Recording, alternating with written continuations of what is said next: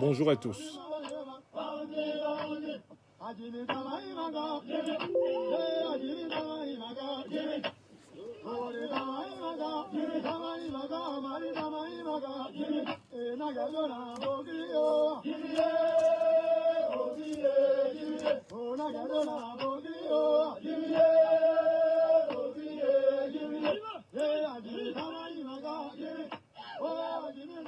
Bonjour à tous.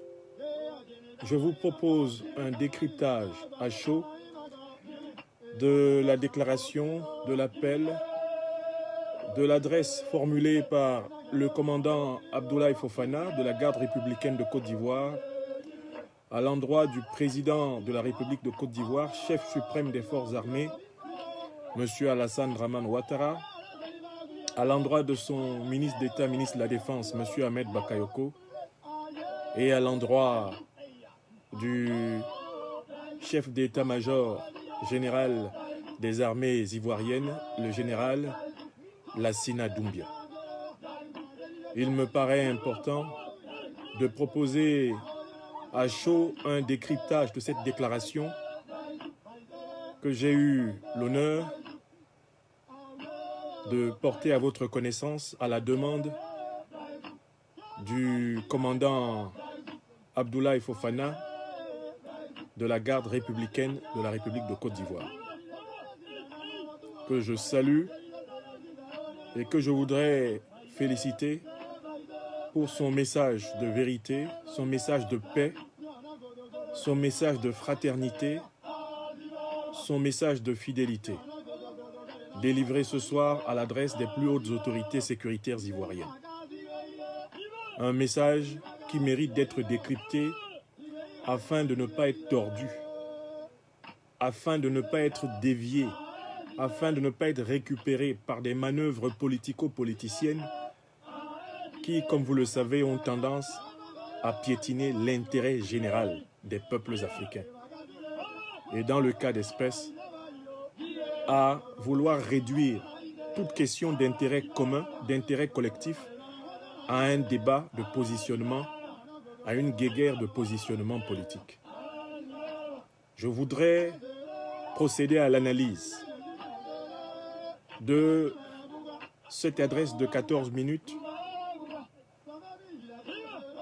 du commandant Abdoulaye Fofana, de telle façon que tout le monde en comprenne bien la portée et la valeur pour toutes les Ivoiriennes, pour tous les Ivoiriens, quelle que soit leur région, quelle que soit leur religion, quelle que soit leur sensibilité politique, idéologique, qu'ils vivent à l'intérieur de la Côte d'Ivoire ou qu'ils vivent dans la diaspora. Il faudrait comprendre la dimension, la haute portée du message qu'a délivré très tôt ce matin du 20 juin 2020 le commandant Abdoulaye Fofana. Je vous souhaite la bienvenue et bien que nous soyons très tôt le matin, il sera 3 heures du matin, heure de France, dans 10 minutes, il m'a paru important de proposer d'ores et déjà un décryptage de ce message historique, afin que ce décryptage serve de garde-fou à un certain nombre de récupérateurs et de manipulateurs qui, à peine le jour levé, auront au fait de vouloir faire entendre dans ce message autre chose que ce qui est utile pour le peuple ivoirien. Je voudrais assez rapidement rappeler d'abord qui est le commandant Abdoulaye Fofana, parce que certains d'entre vous pourraient ne pas connaître la valeur, l'importance, le parcours de ce soldat. Le commandant Abdoulaye Fofana s'est présenté lui-même. Il est issu de la garde républicaine ivoirienne. C'est un officier qui a fait ses grades dans l'armée ivoirienne classique. C'est un officier qui a aussi l'avantage d'avoir véritablement servi aux heures les plus chaudes de ce pays, d'avoir servi de manière fidèle et loyale, et même d'avoir pris sur son propre corps des balles dont il porte encore les traces pour que M. Alassane Dramane Ouattara, aujourd'hui président de la République de Côte d'Ivoire, le soit. Il fait partie de ces soldats qui, pendant pratiquement 10 à 15 ans de leur vie, alors qu'ils ont à peine 40 ans, il fait partie de ces soldats qui ont consacré leur jeunesse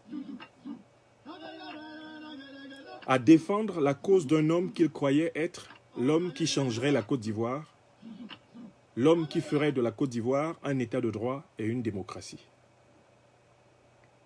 Il fait partie de ces soldats qui, à travers forêts, savanes, mangroves, sous la pluie, sous le soleil, dans l'harmattan, dans des conditions les plus extrêmes, ont risqué leur vie parce qu'ils croyaient en la Côte d'Ivoire qu'ils souhaitaient voir instaurée.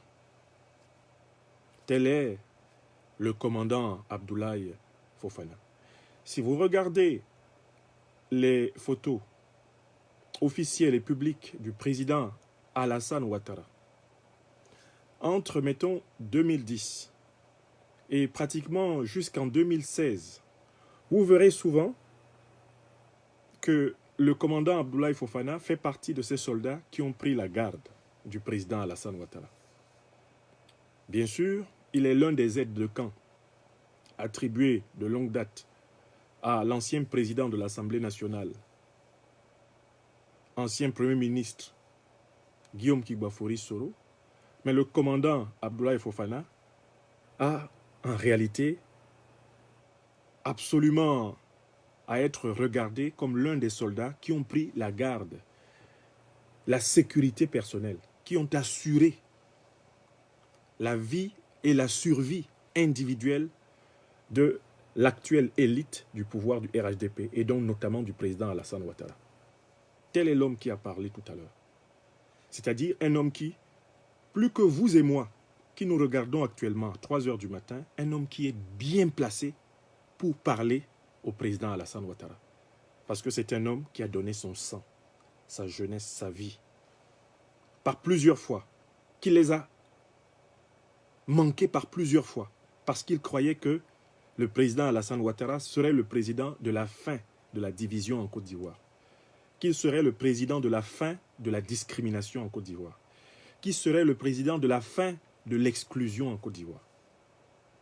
Tel est l'homme qui a parlé et qui m'a fait la confiance de me dire « Professeur, j'ai enregistré un message que je voudrais mettre à la disposition du public et en même temps directement par ce canal du président Alassane Ouattara, du ministre d'État, ministre de la Défense Ahmed Bakayoko, du général Lassina Doumbia. Je pense qu'en vous confiant ce message, il est certain que ce message sera entendu. En vous le confiant, je crois que les Ivoiriennes et les Ivoiriens qui, à travers votre réseau social, y accéderont, pourront le partager, le méditer. Mais je suis certain que de toutes les façons, il parviendra encore plus vite au président Alassane Ouattara, chef suprême des forces armées. Il parviendra encore plus vite au ministre d'État, ministre de la Défense Ahmed Bakayoko, et il parviendra encore plus vite au chef d'état-major des armées ivoiriennes, le général Lassina Doumbia. D'autant plus que ce dont je vais leur parler, c'est de l'intérêt général de la Côte d'Ivoire. Donc j'ai volontiers accepté de rendre ce service à ce grand soldat, de rendre ce service à ce grand soldat de la Côte d'Ivoire, à ce grand soldat africain, à ce compagnon de génération. Et voilà qu'après avoir diffusé le message dont il m'a fait tenir la teneur, je voudrais m'intéresser au décryptage de ce message. Parce que un message, par les temps qui courent, surtout quand il vient d'un militaire, est souvent très rapidement interprété comme un acte de sédition. Or, ce que je voudrais montrer, après avoir écouté et réécouté les 14 minutes du message du commandant Abdoulaye Fofana, c'est qu'il s'agit là d'un message hautement républicain, d'un message de fraternité, d'un message de vigilance, d'un message invitant les plus hautes autorités sécuritaires ivoiriennes à sauver la paix en Côte d'Ivoire, à sauver la paix pendant qu'il est encore temps. D'autant plus qu'elles en ont le pouvoir. Alors, d'abord, quand on écoute le commandant Abdoulaye Fofana, on voit que c'est un officier qui n'a pas eu l'habitude de prendre la parole. Je crois que s'il avait présenté un discours très sophistiqué, puisqu'on sait que c'est un officier qui peut être considéré comme proche d'un certain nombre de proches collaborateurs du président Guillaume Kigbafori Soro, qui sont des intellectuels, etc., des spécialistes de la plume, on se serait attendu normalement, probablement à ce que le commandant Abdoulaye Fofana produise un discours classique, un discours châtié, un discours académique. Mais vous avez bien écouté le discours qu'il a produit, c'est un discours sorti des tripes, des entrailles, sorti de la vérité intérieure, sorti de la sincérité d'un officier ivoirien qui voit son pays aller à volo, qui voit l'armée nationale ivoirienne entrer dans une phase d'inquiétude, de doute et de détresse, et qui veut le dire avec ses propres mots, et qui l'a dit avec ses propres mots. Soyez-en d'abord assurés. Le message que vous avez entendu est vraiment le message du commandant Abdoulaye Fofana et de personne d'autre. J'ai découvert ce message-là comme vous le découvrez. Je l'ai pris et je vous l'ai transmis, Ivoirienne, Ivoirien, amis de la Côte d'Ivoire, observateurs politiques, citoyens, internautes, je vous l'ai transmis tel quel. Et on voit très bien que ce discours vient de cet officier qui, vous le savez donc, n'est pas rompu à la rhétorique, à la stylistique, il n'est pas dans le domaine du discours, eh bien, dans son élément, c'est un officier hautement opérationnel, hautement expérimenté, c'est un officier qui a servi aux heures les plus graves de la Côte d'Ivoire et qui, par habitude et par nature, moi je le connais maintenant depuis une dizaine d'années, ne parle pas.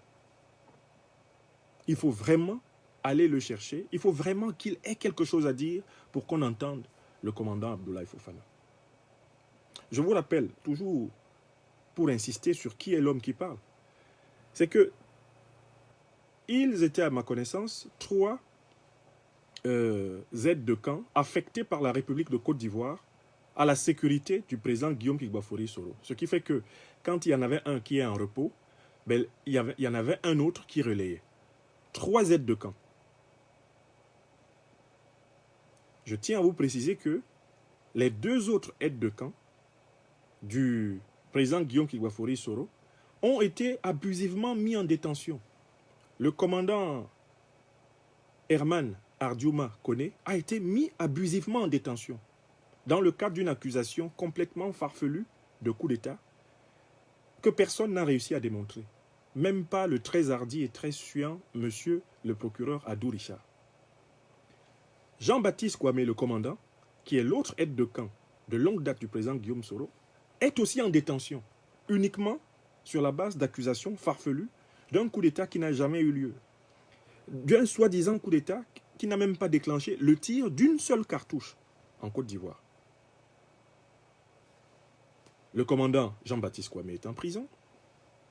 Le commandant Herman Koné Ardiouma est en prison, sans fondement, sans raison. Et ils sont maintenus en prison parce que, malgré toutes les tortures psychologiques et physiques, malgré tout le mauvais traitement qu'on leur réserve, ils n'ont pas accepté d'accuser faussement le président Guillaume Kigbafori Soro d'un coup d'État qui n'a jamais existé. Ils ont courageusement refusé de se soumettre aux injonctions de noyer pour ainsi dire, de mouiller pour ainsi dire Guillaume Kigbafori Soro pour bénéficier en retour soit de nouvelles promotions, soit bien sûr d'un gavage en millions, en dizaines de millions ou en centaines de millions de CFA. Ils sont en prison. Voilà comment le régime du président Alassane Ouattara a remercié ces hommes-là qui ont accompagné le président Alassane Ouattara au pouvoir. Le commandant Abdoulaye Fofana, qui s'exprimait aujourd'hui,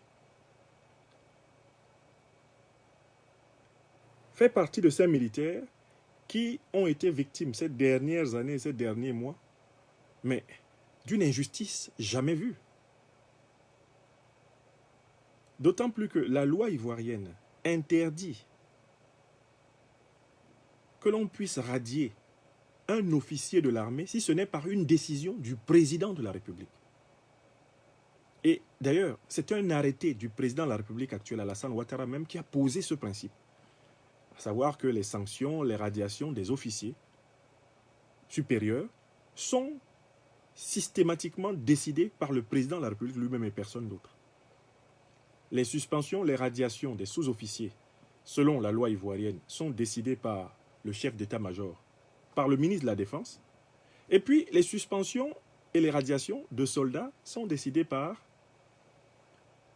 le chef d'état-major.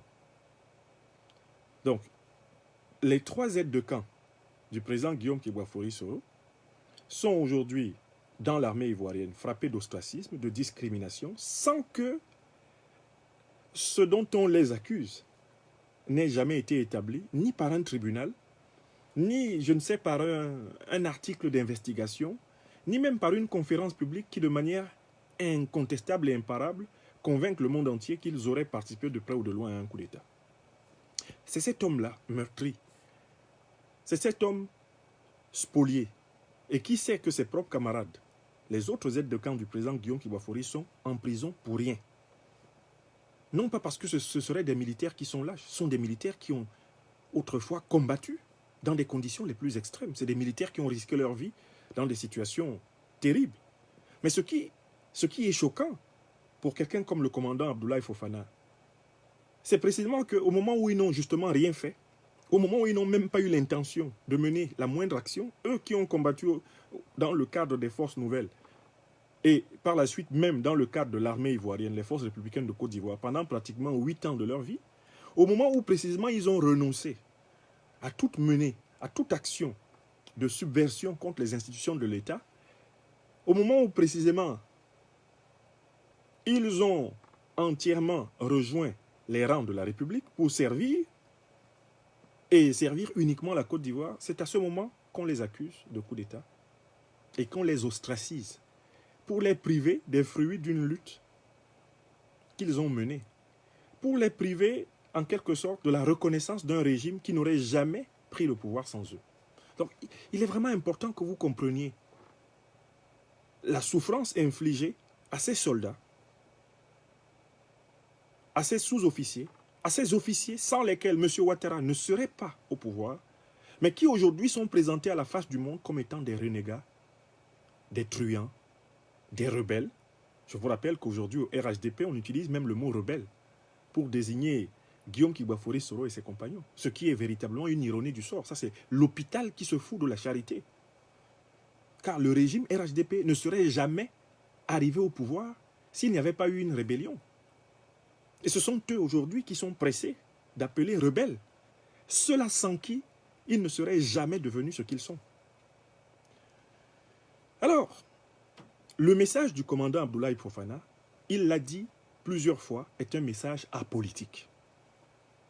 C'est la première chose que tout le monde doit retenir.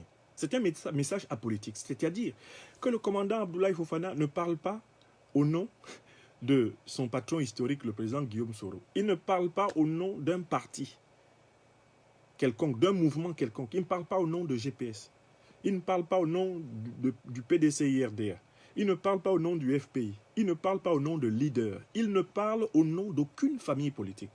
Il s'exprime en ses grades et qualités de commandant de l'armée ivoirienne, de soldat et d'homme d'honneur. Voilà à quel titre il s'exprime. Et tout le monde doit s'en souvenir. C'est un Ivoirien conscient du danger que court son pays qui parle. Qu'est-ce qu'il nous dit? Il nous dit qu'il s'adresse à quelqu'un qu'il considère encore comme son chef hiérarchique suprême. Tout au long des 14 minutes de son allocution, lorsque le commandant Abdoulaye Fofana évoque le président de la République, il insiste, chef suprême des forces armées. Chef suprême des armées. Ce qui veut dire que le commandant Abdoulaye Fofana affirme sa loyauté, sa fidélité aux institutions républicaines. Il n'est pas ici dans une posture de défiance envers les institutions républicaines. Il n'est pas dans une posture d'offensive envers les institutions républicaines. Il ne s'agit pas d'attaquer les institutions républicaines. Au contraire, il appelle les autorités qui incarnent la hiérarchie du système sécuritaire ivoirien, on va le voir, à assumer véritablement leurs responsabilités, c'est-à-dire à être pleinement républicaines. Deuxième point important du message du commandant Abdoulaye Fofana. Il veut donner au président Alassane Dramane Ouattara, président de la République, chef suprême des forces armées, l'écho des casernes. Et il dit ce que tous les Ivoiriens savent, à savoir que le moral n'est pas au beau fixe dans les casernes, que dans les casernes, le sentiment qui domine est celui du doute, notamment après la terrible attaque subie par l'armée ivoirienne dans la nuit du 10 au 11 juin 2020 à Kafolo, dans le nord-est du pays. Terrible attaque terroriste qui a laissé 13 soldats sans vie sur le carreau, assassinés pratiquement en plein sommeil par les tirs des assaillants. Le commandant Abdoulaye Fofana s'adresse au président Alassane Ouattara pour lui dire que depuis que cet attentat terroriste a eu lieu, a ôté 13 vies de soldats ivoiriens, un vent d'inquiétude, un vent de doute, un vent d'incertitude encore plus fort que par le passé s'est mis à souffler dans toutes les casernes. Reconnaissez que le commandant Abdoulaye Fofana rend ici un très grand service au président Alassane Ouattara, en lui donnant, des fois que son entourage ne lui dirait pas exactement les choses telles qu'elles sont, en lui donnant la température des lieux. Alors, mais pourquoi le moral n'est pas au beau fixe? Le commandant Abdoulaye Fofana l'explique dans la troisième partie de son message. Le moral n'est pas au beau fixe dans les armées ivoiriennes après l'attentat de Kafolo, parce que les soldats se posent des questions. Et ces questions, le commandant Abdoulaye Fofana décide de les poser à haute voix. J'ai noté les questions. Première question. Le président de la République, chef suprême des forces armées, M. Alassane Dramane Ouattara, apprécie-t-il véritablement le service que les armées ivoiriennes rendent, non seulement à la population, mais le service que les armées ivoiriennes lui rendent à lui? Le commandant Fofana lui demande. Il lui pose la question de confiance. Êtes-vous content, êtes-vous satisfait du service que nous, militaires, gendarmes, policiers, bref, l'ensemble des forces de défense et de sécurité, êtes-vous content du service que les forces de défense et de sécurité vous rendent? Êtes-vous content du service que les forces de défense et de sécurité rendent à la Côte d'Ivoire? Parce que la réponse du régime et du président Alassane Ouattara à cette question est décisive. On verra plus tard. Deuxième question importante. Le commandant Abdoulaye Fofana demande au président Ouattara, êtes-vous vraiment content, monsieur le président, mais des honneurs militaires et protocolaires que l'armée ivoirienne vous rend chaque fois que de nécessité en vos grades et qualités? Autrement dit, le président Alassane Ouattara se sent-il reconnu au quotidien comme le chef suprême des forces armées ivoiriennes?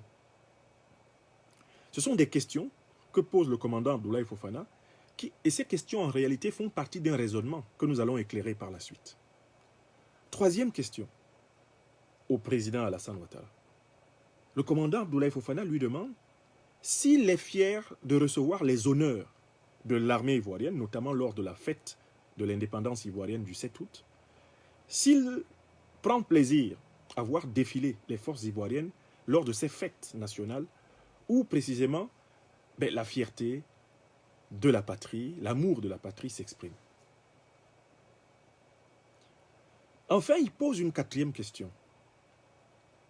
Et cette question-là est tout aussi profonde que les trois précédentes.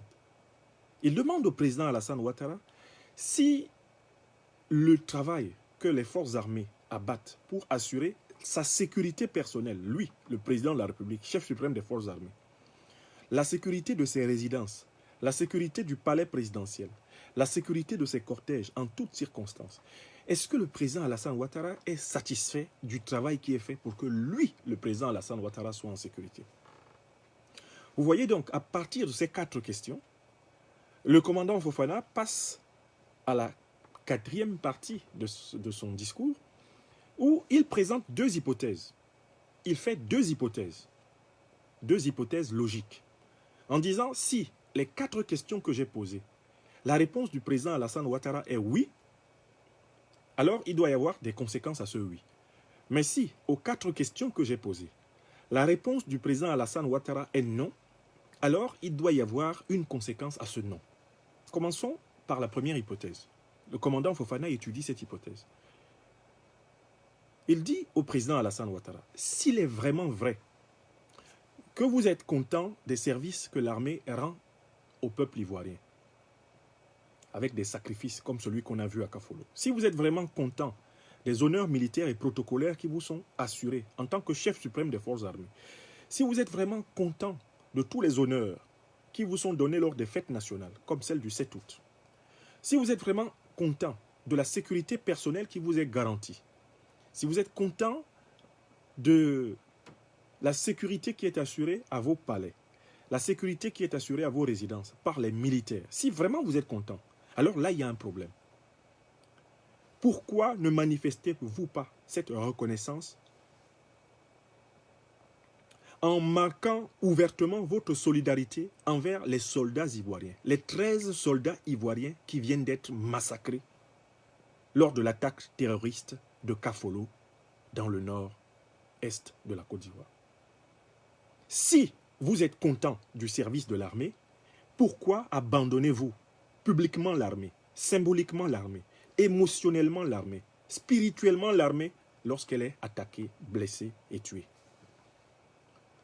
Si monsieur le président de la République, chef suprême des forces armées, est fier des forces armées, pourquoi n'est-il pas solidaire des forces armées lorsque justement celles-ci perdent des hommes dans leur mission sacrificielle au service de l'intérêt national? Donc, dans la première hypothèse, le commandant Abdoulaye Fofana appelle le chef suprême des forces armées à assumer ses responsabilités. Mais il y a une deuxième hypothèse. Deuxième hypothèse, si finalement les 4 questions posées par le commandant Abdoulaye Fofana rencontrent la réponse non, la réponse négative du président Alassane Ouattara, à savoir qu'il n'apprécie pas le service des armées, il n'apprécie pas les honneurs que les militaires lui donnent, il n'apprécie pas le travail des militaires lors des cérémonies protocolaires, il n'aime pas du tout ce que font les militaires devant lui le 7 août. Si le président Ouattara n'apprécie pas du tout le rôle, le travail joué par les militaires pour sa sécurité personnelle, la sécurité des palais, la sécurité de sa résidence, si vraiment il n'est pas du tout content du travail des militaires, mais alors dans ces conditions-là, ça veut dire que le président Alassane Draman Ouattara aurait donc abandonné l'armée à elle-même. Cela veut dire quelque part que l'armée serait donc en quelque sorte livrée à son destin et à son sort, puisqu'elle aurait à son sommet, elle aurait à sa tête un chef qui n'a rien à faire d'elle, un chef qui n'a pas besoin d'elle, un chef qui ne se sent pas servi par elle, et par conséquent qui ne se sent pas solidaire d'elle et qui n'a pas à partager son destin avec elle. Dans le deuxième cas, dans cette deuxième hypothèse, mais ce serait très grave. Et le commandant Abdoulaye Fofana dit, ce message, si c'était un non que le président Ouattara a adressé ainsi à l'armée, ce message sera lui aussi parfaitement reçu. Car dans les casernes, justement, d'où vient le moral qui est bas, d'où vient le doute, d'où vient l'inquiétude, elle vient du sentiment que le président Alassane Ouattara n'est pas fier de son armée, a un mépris pour son armée, un détachement pour son armée, et même qu'il rejette son armée. Et le commandant Abdoulaye Fofana de faire ici un retour dans la mémoire. Il retourne dans la mémoire et il rappelle que, mais écoutez, lorsque le président Emmanuel Macron est venu en Côte d'Ivoire, le président Alassane Ouattara l'a accompagné avec empressement pour la cérémonie d'hommage militaire aux 9 militaires français qui avaient été tués en novembre 2004, si je ne m'abuse, à Bouaké. On a vu le président Alassane Ouattara, chef suprême des forces armées ivoiriennes, au service du président de la République française et des forces françaises en Côte d'Ivoire. On l'a vu éplorer, on l'a vu ému, on l'a vu engagé pour les soldats français. La question que pose implicitement le commandant Abdoulaye Fofana est: vous pouvez pleurer les soldats français, 9 soldats français. Mais qu'en est-il de 13 soldats ivoiriens? Est-ce qu'un soldat ne vaut pas un soldat? Est-ce qu'une âme française est supérieure à une âme ivoirienne? Est-ce que l'honneur que vous avez accordé, l'intérêt que vous avez accordé aux soldats français décédés depuis 2004, est-ce qu'au minimum, les soldats ivoiriens décédés, tués dans la nuit du 10 au 11 ne le méritaient pas? Premier exemple. Deuxième exemple. Le commandant Fofana souligne que le président Alassane Ouattara ne s'est pas toujours comporté avec ce détachement et cette indifférence envers l'armée. Car lorsqu'il y a eu un attentat terroriste, le 13 mars 2016, à Grand Bassam, contre la Côte d'Ivoire, dès le 14 mars, le président Alassane Ouattara était sur le terrain, aux côtés de l'armée, aux côtés des soldats. Et il a fait preuve d'une compassion qui a solidarisé l'armée autour de lui. Donc ce n'est pas faute d'avoir déjà fait cela que le président Ouattara ne le ferait pas maintenant. Ce n'est pas parce qu'il n'en a pas l'expérience, puisqu'il l'a déjà fait. Du coup, le commandant Abdoulaye Fofana nous amène à nous interroger. Qu'est-ce qui explique que depuis le 10 juin, dans la nuit, donnant au 11, 13 soldats ivoiriens aient été massacrés et que le chef suprême de l'armée ivoirienne n'ait toujours pas parlé? Que le chef suprême de l'armée ivoirienne ne se soit toujours pas déplacé sur les lieux du crime. Que le chef suprême de l'armée ivoirienne n'ait toujours pas montré, comme il avait pourtant fait le 14 mars, lundi 14 mars 2016, sa solidarité envers la Grande Muette. Est-ce que cela est normal? Voilà. Pardon. Voilà la question. Voilà le problème qui est posé en profondeur par cette adresse du commandant Abdoulaye Fofana. Et à ce moment-là, surgit une question. Si le président Alassane Ouattara, depuis le 11 juin, nous sommes aujourd'hui le 20 juin, a continué à se taire, il a continué à ne pas montrer à l'armée son attachement, on doit s'interroger sur son silence. Que cache le silence du président Alassane Ouattara? Comment pense-t-il que les soldats qui ont perdu leurs camarades reçoivent son silence? Comment pense-t-il que les soldats qui savent que leurs camarades ont été froidement assassinés à Kafolo par une attaque terroriste qui aurait pu être évitée au regard du niveau de renseignement que possédait la Côte d'Ivoire à propos de l'éventualité de cette attaque? Comment pense-t-il que l'armée ivoirienne, les soldats qui sont aux avant-postes, les soldats qui prennent la garde dans toute la nuit sur le sol ivoirien, aux frontières ivoiriennes, dans les lieux les plus dangereux de la Côte d'Ivoire, comment pense-t-il que ces soldats-là peuvent travailler en toute quiétude, en se disant, nous avons un chef qui est avec nous. Nous avons un chef qui est à nos côtés. Que cache le silence du président Alassane Ouattara? Est-ce que ce silence cacherait une volonté politicienne d'utiliser cette attaque terroriste de Kafolo pour régler des comptes avec l'opposition ivoirienne? Est-ce que ce silence est une manière de vouloir en quelque sorte déplacer les responsabilités? D'abord, vouloir peut-être éventuellement attribuer cette attaque, je ne sais, à Henri Konan Bédié, président du PDC-RDA, à Guillaume Kigbafori Soro, président de GPS, à Laurent Gbagbo, président du FPI, à Mamadou Koulibaly, président de Leader. Est-ce que ce silence de M. Ouattara, président de la République, chef suprême des forces armées, voudrait dire quelque part que, au lieu de prendre en compte la menace terroriste qui pèse sur le pays, laquelle menace terroriste s'est ajoutée à la menace des narcotrafiquants qui ont pris le pouvoir sur de larges pans du territoire ivoirien, au lieu d'assumer cette situation de la Côte d'Ivoire infestée par les narcotrafiquants, la Côte d'Ivoire menacée par les terroristes à toutes ses frontières, au lieu d'intégrer cela, est-ce qu'au fond, le silence de M. Ouattara voudrait dire qu'il veut profiter, son régime aimerait profiter de cette attaque terroriste de Kafolo pour se défouler, pour se défausser sur un bouc émissaire?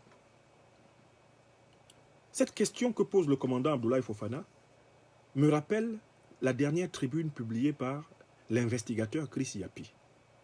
En effet, Chris Yapi a mis en lumière des velléités, notamment organisées par M. Téné Birahim Ouattara, ministre des Affaires présidentielles et qui touche à tout dans le gouvernement, un ministre touche à tout, des velléités d'utiliser le Conseil national du renseignement comme lieu à partir duquel on pourrait fabriquer des accusations contre l'opposition ivoirienne à propos de l'attaque de Kafolo. C'est-à-dire que le silence du président Alassane Ouattara, chef suprême des forces armées, serait-il un silence en vue de préparer l'invention de nouveaux coupables imaginaires au lieu d'affronter le problème? Voilà pourquoi le commandant Abdoulaye Fofana peut s'interroger. Est-ce que le président Ouattara veut vraiment faire preuve de sincérité, de bonne foi, de solidarité, de fraternité? Est-ce qu'il veut faire preuve de sérieux en considérant comment l'armée ivoirienne a pu être attaquée aussi facilement alors que manifestement, les autorités étaient informées de ce qui se préparait? Est-ce une nouvelle chasse aux sorcières que l'on veut organiser derrière l'opportunité, l'aubaine démoniaque de cette attaque terroriste? Le commandant Abdoulaye Fofana finit par insister auprès du président Alassane Ouattara. Quel sera le sort, demande-t-il, de ses camarades? Seront-ils enterrés en silence, comme des anonymes, des inconnus? Seront-ils inhumés comme des insignifiants? Partiront-ils comme cela, par perte et profit? Ou bénéficieront-ils d'une cérémonie militaire nationale? L'officier supérieur, qu'est le commandant Abdoulaye Fofana, pose cette question de confiance à sa hiérarchie. Nos camarades tombés pour protéger la patrie vont-ils bénéficier de la reconnaissance de la nation? La patrie sera-t-elle reconnaissante envers les 13 soldats massacrés à Kafolo? Parce que le silence observé par le président Alassane Ouattara laisse flotter le doute à propos, mais du regard et de la compassion qu'il a envers ses soldats. On peut donc, sur ce premier point, reconnaître une chose, c'est que le commandant Abdoulaye Fofana souhaite que le chef suprême des armées de Côte d'Ivoire, le président de la République actuelle, Alassane Dramane Ouattara, reprenne véritablement le bâton du commandement en tant que chef supérieur suprême des armées, qu'il assume, qu'il rassure ses hommes, qu'il parle à ses hommes et à ces femmes qui consacrent leur vie à la sécurité des Ivoiriens et qu'il arrête de se murer dans un silence hautement inquiétant, un silence démoralisant, un silence déshumanisant, un silence méprisant. La deuxième grande partie du message du commandant Abdoulaye Fofana s'adresse cette fois-ci au ministre d'État, ministre de la Défense, M. Ahmed Bakayoko. Car évidemment, les questions qui sont posées au président Alassane Ouattara, qui portent donc sur le traitement des soldats, la manière de les encadrer psychologiquement, matériellement, économiquement, spirituellement, ces questions s'adressent tout naturellement à celui qui est actuellement Premier ministre par intérim, ministre d'État, ministre de la Défense, Ahmed Bakayoko. Le commandant Abdoulaye Fofana ne passe pas par 4 chemins pour poser au ministre Ahmed Bakayoko une question de confiance. Car en fait, l'honneur de l'armée ivoirienne est aujourd'hui sali par le scandale qui a éclaté autour du narcotrafic en Côte d'Ivoire.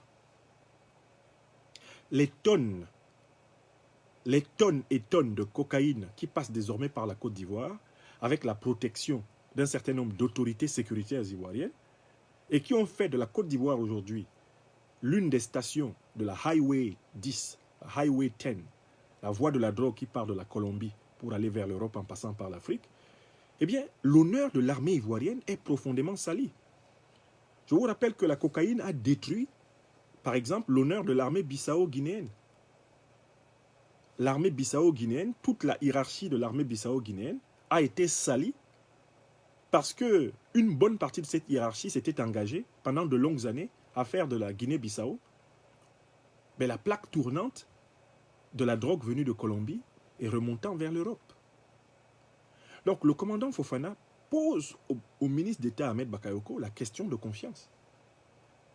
À savoir que le ministre d'État Ahmed Bakayoko ne se rend pas compte que le fait qu'il soit cité comme étant le parrain du réseau de narcotrafic en Côte d'Ivoire entache l'image de l'armée ivoirienne et que l'armée ivoirienne, du plus petit soldat au plus grand officier, attend du ministre de la Défense qui s'explique. Dans un pays normal, dans un état de droit, dans une véritable démocratie, M. Ahmed Bakayoko aurait déjà lui-même compris qu'il lui faut démissionner de ses fonctions de ministre d'État, chargé de la défense. Car les accusations qui pèsent contre lui sont tellement graves qu'il lui faudrait d'abord s'occuper de mener effectivement les procès qui lui permettront de se blanchir avant de reprendre des occupations publiques. Alors, M. Ahmed Bakayoko, on le sait, a annoncé, urbi et torbi, qu'il allait porter plainte. Mais ça va faire bientôt plus d'une semaine. Nous sommes quand? Nous sommes le 20. Nous sommes le 20. Le 20 juin. L'article international du site vice.com, Vice Média, il est sorti, je pense, le 4 ou le 5 juin. Nous sommes le 20. Ça fait déjà 2 semaines. Et nul ne sait, car en réalité cela n'existe pas encore, sous quels cieux le ministre Ahmed Bakayoko a porté plainte pour rétablir son honneur, comme il l'a dit. À ce jour, pas de plainte à notre connaissance et à la connaissance du peuple de Côte d'Ivoire dans les tribunaux ivoiriens. Pas de plainte dans les tribunaux belges. Pas de plainte dans les tribunaux hollandais. Pas de plainte dans les tribunaux français. Pas de plainte dans les tribunaux européens en général. Mais où diantre M. Ahmed Bakayoko, ministre d'État, a-t-il porté plainte pour démontrer qu'il n'est pas le parrain de la commercialisation de la cocaïne en Côte d'Ivoire? Où a-t-il porté plainte? Au fond, c'est cette question qui est là. Car que M. Ahmed Bakayoko ne s'explique pas sur ces accusations graves qui pèsent contre lui, voilà qui atteint le moral de l'armée ivoirienne. L'armée ivoirienne qui va être regardée par la population comme une armée de cocaïnomanes. L'armée ivoirienne qui va être regardée par toute la sous-région comme une armée impliquée dans le trafic, le narcotrafic. L'armée ivoirienne qui va être regardée, et la Côte d'Ivoire qui va être regardée comme la plaque tournante maintenant de la destruction de sa propre jeunesse et de la jeunesse ouest-africaine. Donc, où M. Ahmed Bakayoko s'est-il défendu? On attend de savoir dans quel tribunal se défend-il. Est-ce à Abidjan qu'ils le disent et que la presse et l'opinion nationale ivoirienne entendent le débat? Se défend-il dans un tribunal français? Se défend-il dans un tribunal belge? Dans un tribunal hollandais? Puisque les auteurs de la dernière enquête en date sont belgo-hollandais, si je ne m'abuse. Où se défend-il?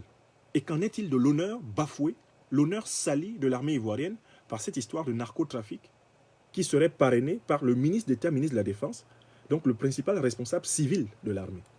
C'est très grave.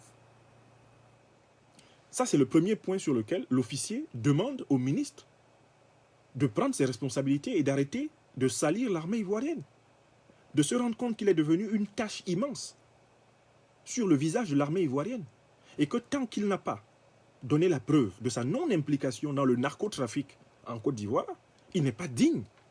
Il n'est pas digne.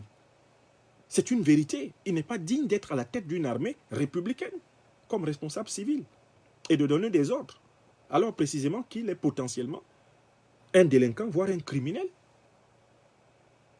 en liberté.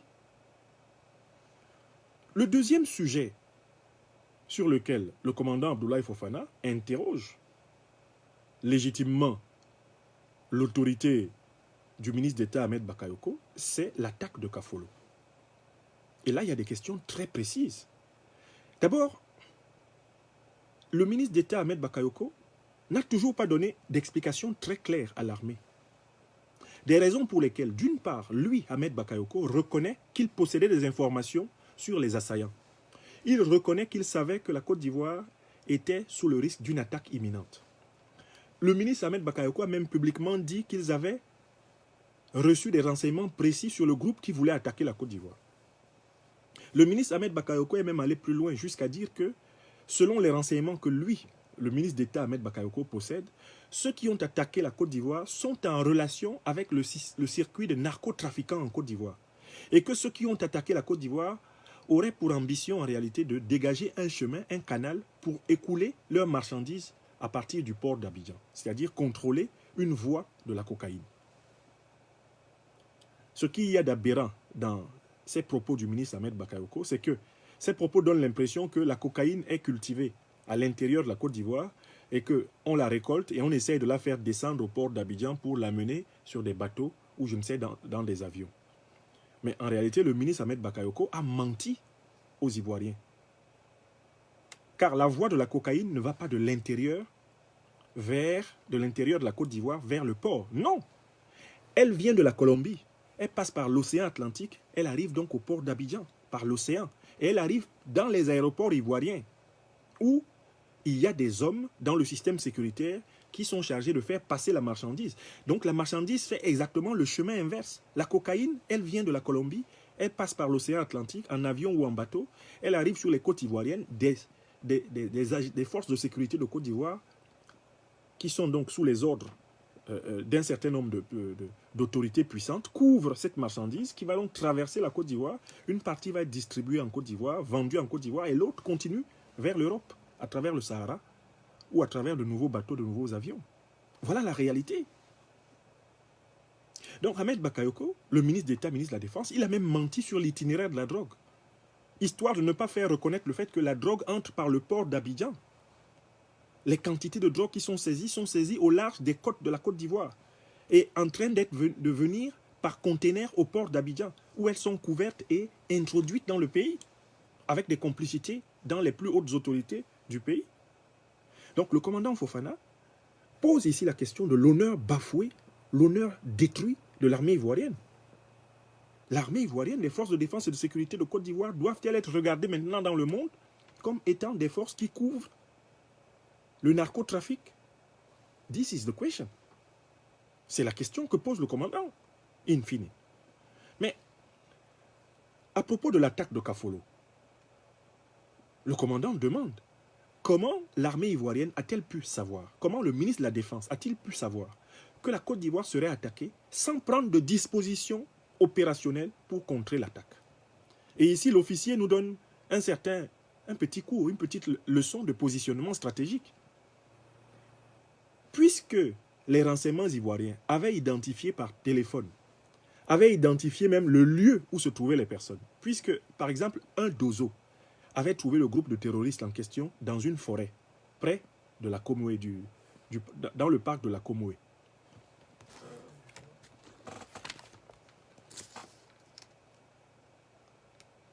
Alors donc,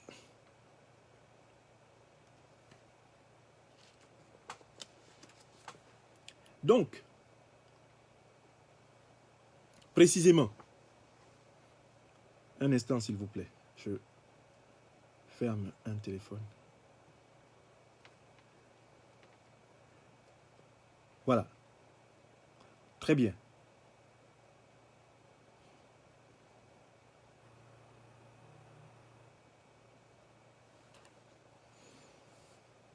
Ok, très bien. Merci, je vais pouvoir continuer.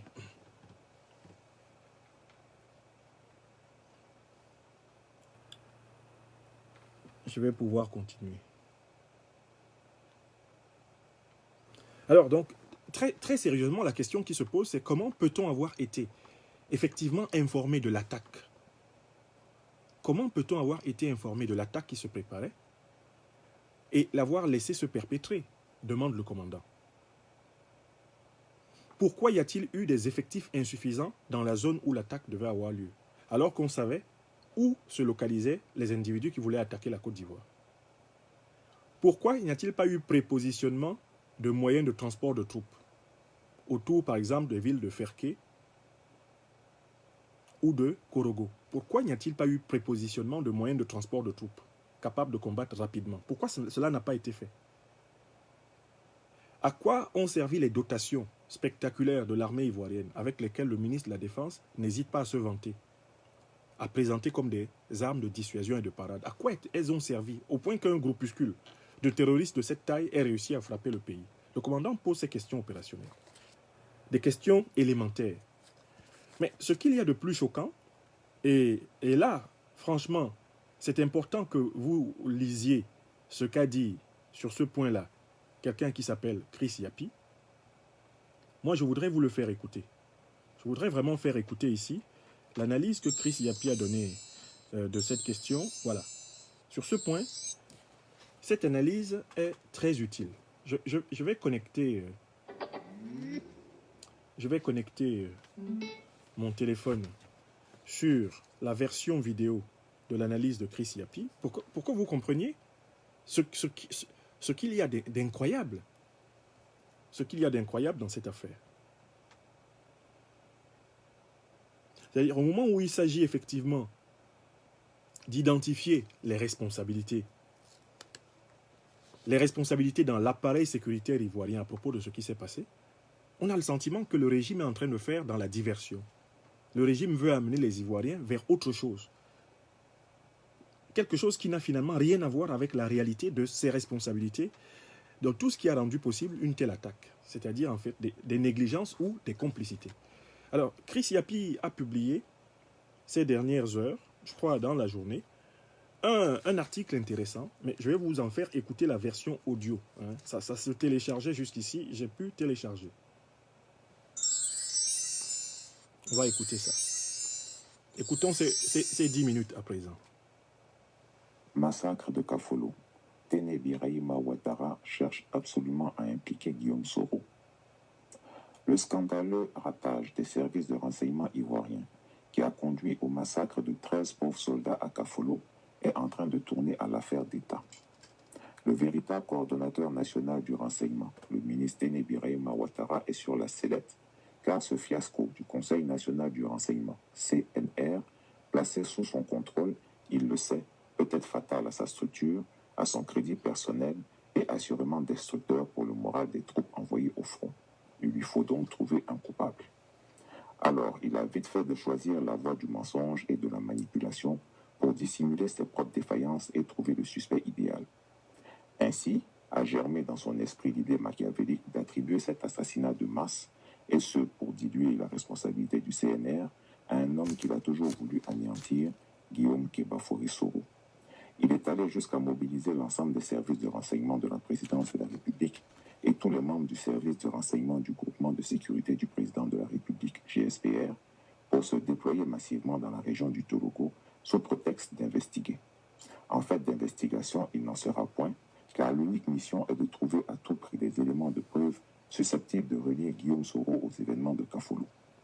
C'est exactement ce que vous avez compris. Il ne s'agit pas pour les services secrets de chercher la vérité, mais plutôt de chercher à démontrer coûte que coûte la culpabilité d'un ennemi désigné d'avance. En appui aux services secrets, les cyberactivistes seront reçus et briefés pour préparer l'opinion nationale à recevoir pour vrai les accusations que Téné Birahima Ouattara dit photocopie s'apprête à déverser sur Guillaume Soro. Souvenez-vous, en 2016, lors de l'attentat de Grand Bassam, le ministre de l'Intérieur d'alors, Ahmed Bakayoko, s'était déjà essayé à ce petit manège. Il avait instruit la direction de l'information et des traces technologiques, DITT, de faire des triangulations des appels téléphoniques et avait osé pointer un doigt accusateur vers feu le colonel Ouattao, Guillaume Soro, Moustapha Chafi et le président Blaise Compaoré. Il a fallu l'intervention énergique des services secrets marocains pour démontrer la vacuité de telles inepties. Cette façon d'utiliser les services de renseignement à des fins politiciennes n'augure rien de bon pour la stabilité de notre pays, car en rien ne se ment à soi-même.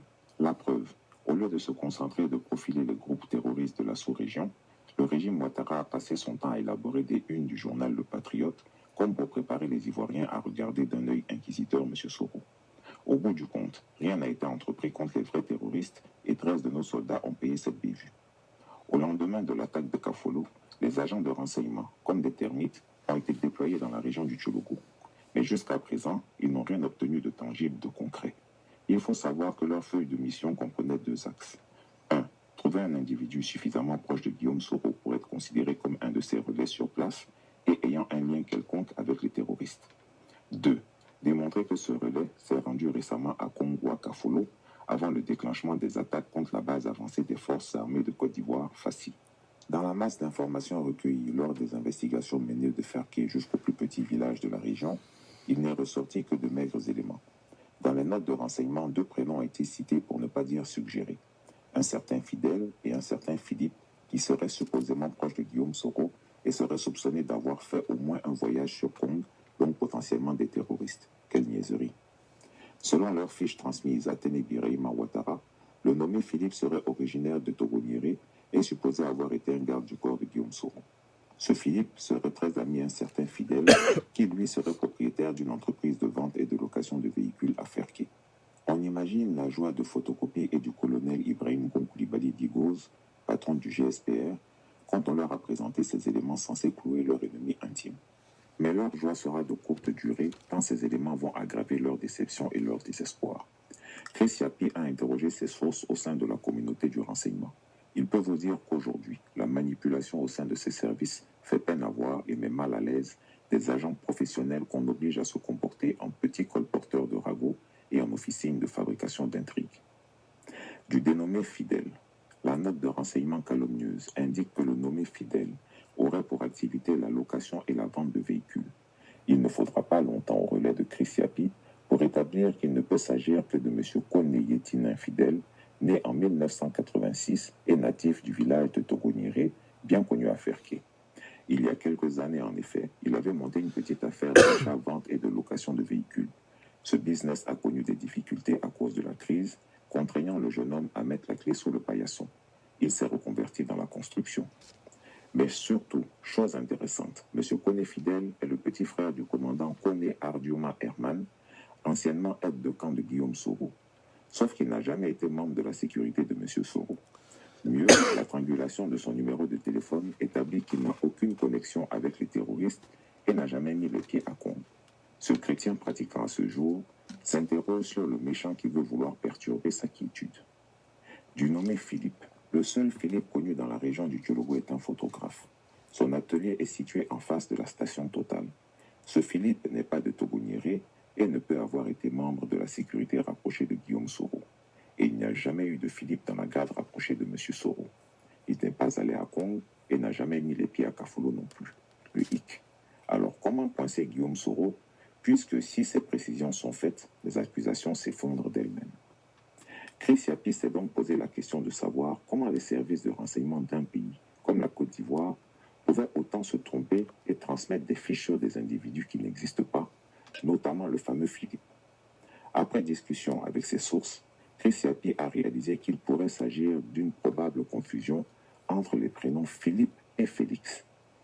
Si l'on prend les éléments contenus dans la note de renseignement comme critères de croisement et de recherche, notamment le fait qu'il serait originaire de la ville de Togoniré, ensuite qu'il aurait été membre de la sécurité de Guillaume Soro, et enfin qu'il serait proche d'un certain Fidèle, il n'y a que le commandant de gendarmerie Kone Ardiuma Herman qui remplisse ces critères.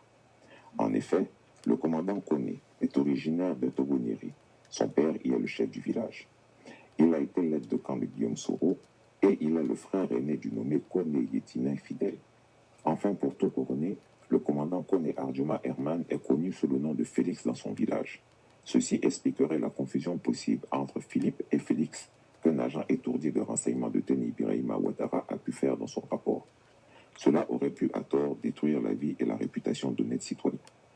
La vérité rétablie sur cette curieuse confusion, l'on peut se poser la question de savoir quels sont les liens avec le commandant de gendarmerie Kone Ardiuma Félix dit Herman.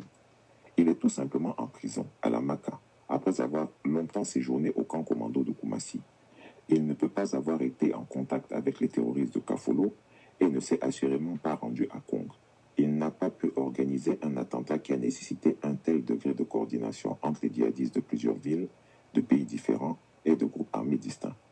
Le complot pour l'incriminer tombe à l'eau et ne saurait prospérer. Jusqu'à présent donc, il n'y a aucun élément matériel solide permettant de faire un lien entre les djihadistes de Kafolo et Guillaume Soro, comme le veut désespérément Teni Birahima Ouattara. Le rapport officiel du groupement documentation et recherche GDR, le service de renseignement de la gendarmerie nationale, est formel. Cette attaque est bel et bien l'œuvre d'un groupe de djihadistes salafistes Peul reliés à l'État islamique au Grand Sahel, EIGS, et Teni Birahima Ouattara a eu accès à ce document. D'ailleurs, des membres du gouvernement ivoirien n'accusent aucun homme politique de l'opposition d'avoir partie liée avec cette affaire. Ainsi, le ministre de la Défense, Ahmed Bakayoko, après l'attaque contre nos soldats, a déclaré officiellement « C'est une attaque terroriste. On avait des informations sur cette menace de narcotrafiquants alliés aux terroristes pour avoir un accès à une zone portuaire. La Côte d'Ivoire était effectivement dans la zone de mire. Nous avons pris des dispositions.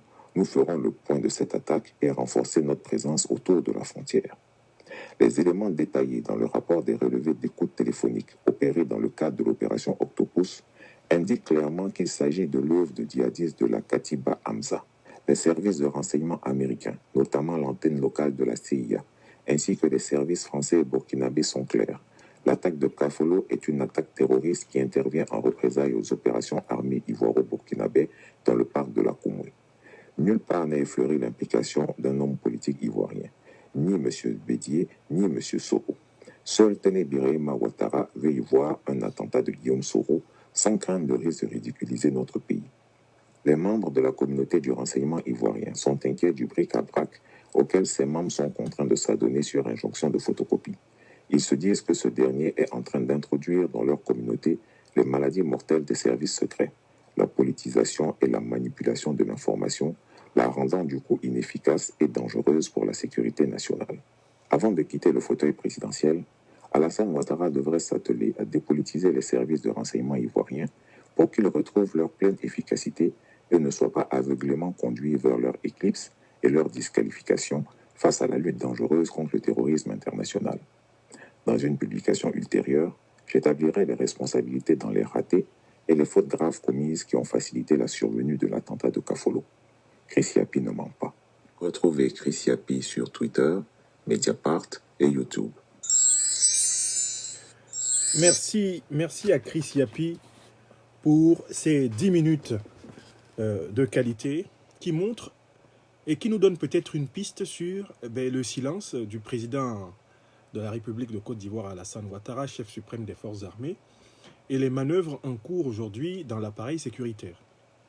Chris Yapi a établi d'une manière incontestable que devant en réalité l'échec et l'incompétence de l'appareil sécuritaire ivoirien, qui a possédé toutes les informations pertinentes pour anticiper sur l'attaque terroriste, mais qui n'a pas été capable d'éviter, d'empêcher cette attaque, pour ainsi dire de la tuer dans l'œuf, le régime a choisi en réalité une manœuvre de diversion en allant chercher un bouc émissaire. Le régime est à la recherche d'un bouc émissaire sur lequel il veut se défausser de son incompétence, de son incapacité à assurer la sécurité des Ivoiriens. C'est tout simplement inacceptable. D'ailleurs, entre-temps,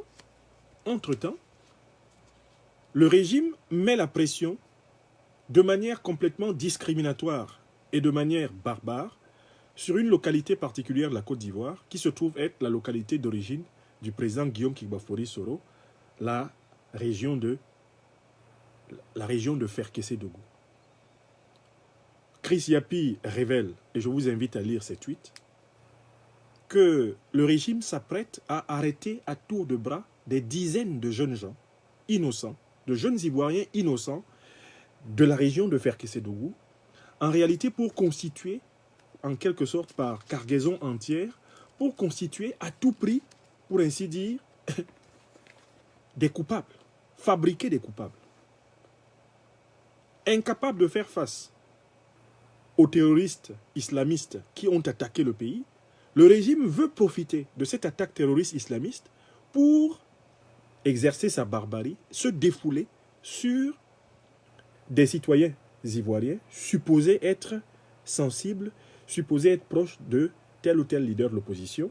Et en particulier, le régime veut en profiter pour appuyer son rouleau compresseur sur les populations ivoiriennes de la région de Ferkessé-Dougou, réputées et fidèles, estime-t-on donc, à Guillaume Kigbafori Soro, et auxquels on veut, par tous les moyens possibles, faire payer, pour ainsi dire, l'incompétence et l'incapacité du régime à assumer, à gérer. Chris Yapi l'a révélé aujourd'hui. Une dizaine de personnes, toutes résidentes ou originaires de Ferké, dont le nommé Kone Yetinen Fidèle, frère cadet du commandant Herman, sont emprisonnés à Lamaka. En début de semaine, le procureur Adou Richard, l'homme de service, devrait être actionné pour entendre des jeunes de Ferké et ainsi accréditer la thèse d'une possible implication de Guillaume Soro. Chris Yapi, en révélant le complot des jeunes de Ferké, met à mal la stratégie mal ficelée de M. Birahima Téné Ouattara. Vous avez donc bien compris, et je vous invite à lire le travail d'investigation formidable que fait notre frère et vibrant investigateur Chris Yapi. Vous avez donc bien compris que le régime, au lieu d'affronter son problème principal, à savoir son incapacité à assurer la sécurité des Ivoiriens, le régime continue dans une espèce de politique de l'autruche, de s'enfoncer le cou dans le sable et de vouloir profiter de problèmes nés de son incompétence en matière sécuritaire pour amoindrir, écraser les forces de l'opposition. Une véritable diversion qui peut expliquer de manière rétrospective le silence étrange du président Alassane Ouattara. La dernière partie du message du commandant Abdoulaye Fofana s'adresse, on l'a bien vu, au général Lassina Doumbia, chef d'état-major de l'armée ivoirienne. Concluant son adresse au ministre d'État, ministre de la Défense, le commandant Abdoulaye Fofana lui fait remarquer que les familles des 13 soldats qui ont été assassinés ont droit à une explication de ce qui est arrivé à leurs proches. Toute explication qui va consister à mentir sur des hommes politiques ivoiriens qui n'ont rien à voir avec cela, à mentir sur des populations de la région de Ferkessédougou qui sont victimes, une fois de plus ici, de manœuvres discriminatoires et de tentatives d'instrumentalisation à visée politicienne, ces explications ne suffiront pas aux familles des 13 soldats disparus à Kafolo. Les soldats disparus à Kafolo, leurs familles méritent qu'on leur dise exactement les négligences, les circonstances dans lesquelles la fameuse Katiba Hamza a pu frapper la Côte d'Ivoire alors que la Côte d'Ivoire possédait le renseignement nécessaire pour la contrer. Le commandant Abdoulaye Fofana ici fait appel aux droits des familles de ses frères d'armes de savoir pourquoi ils sont morts. Et d'ailleurs, un procès sur cette affaire, une enquête judiciaire sur cette affaire devrait pouvoir aider une indemnisation conséquente des familles de ces 13 soldats. Car s'ils sont morts, comme on le subodore déjà, des négligences et de l'incompétence des autorités sécuritaires ivoiriennes actuelles, il s'ensuit que l'État de Côte d'Ivoire doit être condamné et doit indemniser spécialement les familles de ces soldats. Car ils ne seraient pas morts si la haute hiérarchie, c'est-à-dire le ministre de la Défense, le ministre de la Sécurité, la direction de la sécurité du territoire, le Conseil national du renseignement, le ministre des Affaires présidentielles, le président de la République, chef suprême des forces armées, le chef d'état-major et consorts, avaient véritablement fait leur travail. Si tout le monde avait convenablement fait son travail, les forces sur le terrain auraient bien opéré. Le chef d'état-major des armées aurait bien opéré. La DST aurait bien opéré. Le CNR aurait bien opéré. Le ministre de la Sécurité aurait bien opéré. Le ministre d'État chargé de la Défense aurait bien opéré. Le ministre des Affaires présidentielles qui s'occupe du renseignement aurait bien opéré. Et le président de la République, chef suprême des forces armées, aurait bien opéré. Donc, les familles des 13 soldats assassinés ont le droit de revendiquer à toutes ces autorités la vérité. Et par conséquent, revendiquer des sanctions. Et revendiquer des réparations de l'État de Côte d'Ivoire, qui, dans le cas d'espèce, en réalité, aura manifestement livré ces soldats à la mort abjecte, à la mort gratuite. Le message au général Lassina Doumbia, chef d'état-major des armées de Côte d'Ivoire, délivré par le commandant Fofana, est très précis. Le commandant Fofana invite le général Doumbia à sortir de la logique du travailler seul, la logique du travailler isolé, la logique du singleton, la logique de l'homme enfermé dans sa tour d'ivoire. Il indique au général Lassina Doumbia que la bonne solution pour assurer la cohésion, pour assurer la solidarité, pour assurer l'efficacité dans l'armée, c'est que le chef d'état-major vive avec ses troupes. Non pas qu'il s'isole, qu'il soit coupé de ses troupes, qu'il s'enferme dans une bulle, qu'il s'enferme dans un groupuscule. Le chef d'état-major doit être au cœur des armées qu'il coordonne. L'officier appelle ici son supérieur hiérarchique à sortir de l'individualisme méthodologique. C'est sortir de sa propension à tout faire uniquement à sa tête, c'est-à-dire sans associer, sans consulter, sans coordonner les différents services qu'il a autour de lui et les différentes compétences qu'il a autour de lui. Il invite le chef d'état-major à faire preuve de solidarité, à faire preuve d'un management beaucoup plus transversal que pyramidal. C'est important dans l'armée le management pyramidal, c'est-à-dire du haut vers le bas. Mais il est aussi important, si on veut vraiment assurer une armée qui fonctionne bien, que le chef d'état-major pratique aussi le management transversal. C'est-à-dire qu'il soit un grand animateur, qu'il soit un bon coordonnateur, qu'il soit quelqu'un qui galvanise, qu'il soit quelqu'un qui rassemble autour de lui, et non pas quelqu'un qui s'isole et qui tranche sans connaître la situation du terrain. Voilà des conseils dans l'intérêt général de la Côte d'Ivoire que l'officier supérieur, le commandant Abdoulaye Fofana, propose au général Lassina Doumbia. Manifestement, si le général Lassina Doumbia avait convenablement fait fonctionner les différents services de l'armée, l'attaque de Kafolo n'aurait pas eu les conséquences que voici. 13 soldats ivoiriens n'auraient pas été assassinés en plein sommeil, alors que l'armée possédait le renseignement et aurait pu mettre en état d'alerte et renforcer ses positions les plus avancées. Si l'état-major des armées de Côte d'Ivoire avait fonctionné comme un état-major moderne devrait fonctionner, ceci n'aurait pas été possible. Il y a donc ici la responsabilité du général Doumbia qui est absolument engagée, comme celle du ministre d'État chargé de la Défense, comme celle du Premier ministre, comme celle du ministre de la Sécurité, comme celle du ministre des Affaires présidentielles, comme celle du président de la République. Ils sont les premiers responsables de ce fiasco. Et il faut qu'ils répondent. Il faut qu'ils s'expliquent pour que les soldats reprennent confiance. Enfin, le commandant Abdoulaye Fofana conclut en insistant sur le caractère apolitique de son message. Le caractère apolitique, cela veut dire quoi? Son message n'a pas pour but de revendiquer de près ou de loin le pouvoir pour un tel ou un tel.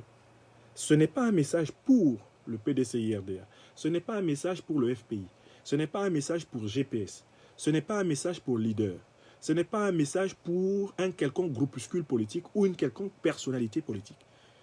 Dès le début de son message, le commandant Fofana avait insisté sur ce caractère apolitique et son dernier mot est aussi d'insister sur ce caractère apolitique.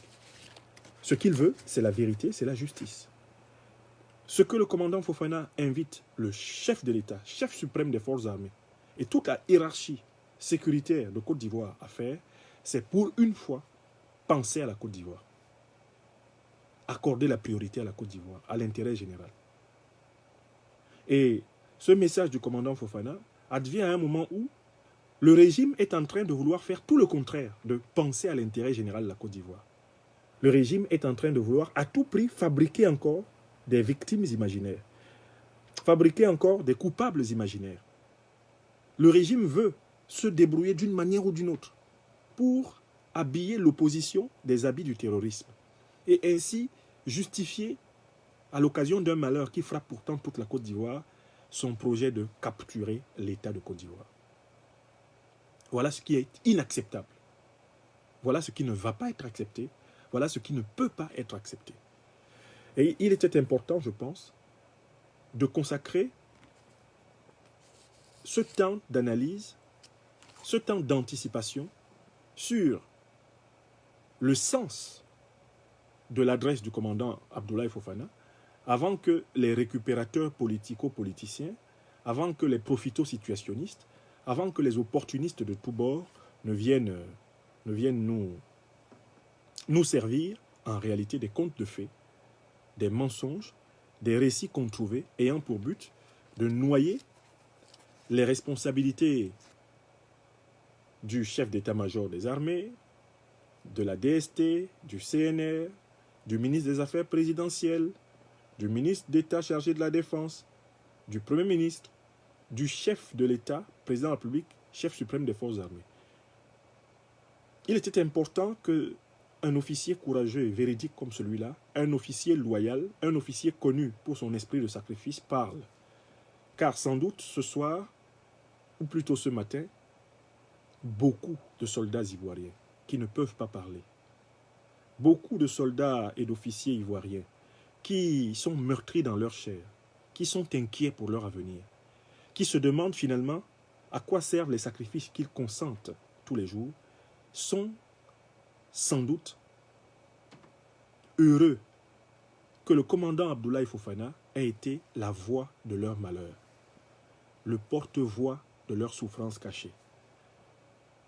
En une période de suspicion, de soupçon, d'hypocrisie et de malhonnêteté tellement avancée que le moindre propos d'un soldat a tendance à être interprété comme étant l'expression de l'intention de tel ou tel camp de prendre le pouvoir par la force, alors qu'il n'en est rien. Ce qui est en danger aujourd'hui en Côte d'Ivoire, c'est la sécurité de tous les Ivoiriens. Ce qui est en danger, c'est la paix des Ivoiriens, avec un régime qui prend tous les moyens, toute la technologie, toutes les armes de guerre, et qui les consacre à traquer l'opposition, pendant que le pays est en train d'être envahi par des terroristes et par des narcotrafiquants. Voilà la situation de la Côte d'Ivoire. Le régime du président Alassane Ouattara a consacré l'essentiel des moyens de la défense à la persécution et à la traque de l'opposition. Entre-temps, le pays a été littéralement déshabillé, ouvert, et voici que des bandes terroristes le frappent. Et au lieu même de se remettre en cause, le régime tente, une fois de plus, d'accuser l'opposition, qu'il persécute déjà. L'opposition qui est pleine dans les prisons, l'opposition qui est pleine en exil. Le régime tente d'accuser l'opposition de ses propres turpitudes. Il s'agit là d'une démarche typiquement diabolique, qui me rappelle les manœuvres du cochon Napoléon dans l'œuvre de George Orwell, La ferme des animaux. Allez lire les manœuvres du fameux cochon Napoléon. Et vous serez étonné de voir que ce sont les manœuvres de l'actuel régime ivoirien. Chaque fois qu'ils sont en difficulté, au lieu d'affronter la difficulté, ils inventent une difficulté ailleurs pour faire oublier la véritable difficulté. Mais en le faisant, ils aggravent la véritable difficulté. Et comme ils aggravent la véritable difficulté, ils vont encore inventer une difficulté plus grave ailleurs pour cacher la véritable difficulté qui s'aggrave. Le régime ivoirien est devenu un régime de la diversion, de la fuite en avant, de l'incompétence, de l'irresponsabilité. Un régime qui, en réalité, n'est plus maître de lui-même. Et c'est cela qui est très grave. Je tiens à saluer le ton mesuré, le ton responsable, le ton clair, courageux de ce brave officier ivoirien, de ce digne fils de l'Afrique, qu'est le commandant Abdoulaye Fofana. Et je le remercie de la confiance qu'il m'a faite en m'accordant la primauté de sa déclaration et en me confiant sa diffusion.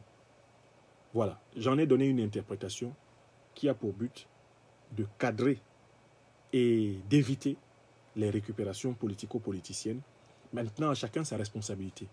Que tous ceux qui ont des oreilles entendent, que tous ceux qui ont des yeux voient, que tous ceux qui ont un cerveau réfléchissent.